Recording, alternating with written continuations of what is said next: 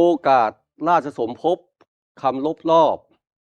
ทั่วเขตขอบรัฐสีมาประชาสรรค์ถวายบังคมกษัตราองค์ราชันพระองค์เป็นมิ่งขวัญจันลงใจพระเมตตาการุณหนุนนำชาติพระบารมีปกราชให้ฟ้าใสถวายพระพรทั่วล่าประชาไทยพระทรงชัยขอพระองค์ทรงพระเจริญด้วยเกล้าด้วยกระหม่อมขอเดชะ